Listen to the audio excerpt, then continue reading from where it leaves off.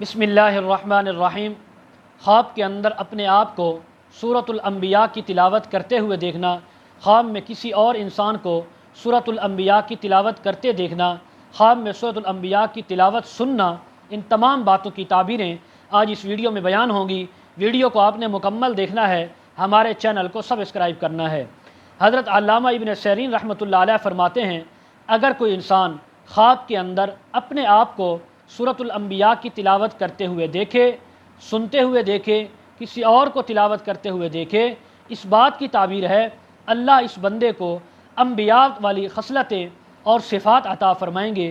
جیسا کہ انبیاء میں صفات تھیں، اللہ وہ ان صفات میں سے کچھ صفات اس بندے کو بھی، بندہ یا بندی ان کو بھی عطا فرمائیں گے، اور یہ اللہ کے ہاں سرخرو ہوگا، لوگوں کے ہاں اس کی عزت اور مقام ہوگا۔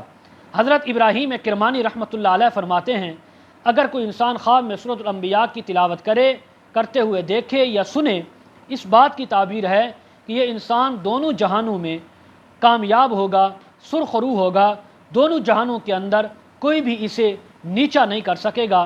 دنیا میں بھی اللہ اس کی مدد فرمائیں گے، آخرت میں بھی اللہ اس کو سرخرو فرمائیں گے۔ حضرت جعفر صادق رحمہ اللہ فرماتے ہیں، خواب میں سورۃ الانبیاء کی تلاوت کرتے ہوئے خود کو دیکھنا، کسی اور کو دیکھنا یا تلاوت کی آواز سننا، ان تمام باتوں کی تعبیر یہ ہے کہ اس انسان کو علم ملے گا، دانائی اور حکمت عطا ہوگی، اور اس کے جتنے بھی مشکل اور مشقت والے کام ہوں گے وہ سارے کے سارے آسانی کے ساتھ ہو جائیں گے۔ اللہ اس کی مدد اور نصرت فرمائیں گے، ہمیشہ یہ انسان سرخرو رہے گا اور آخرت کے اندر بھی کامیاب ہوگا۔ بالآخر اللہ اس کو جنت الفردوس میں اعلیٰ مقام بھی عطا فرمائیں گے۔ مزید اگر آپ اس کے متعلق تعبیریں جاننا چاہتے ہوں، ویڈیو کے کمنٹ سیکشن میں یا ڈسکرپشن میں ہمارا واٹس اپ نمبر دیا جاتا ہے، آپ حضرات کانٹیکٹ کر سکتے ہیں۔ وآخر دعوانا ان الحمد للہ رب العالمین۔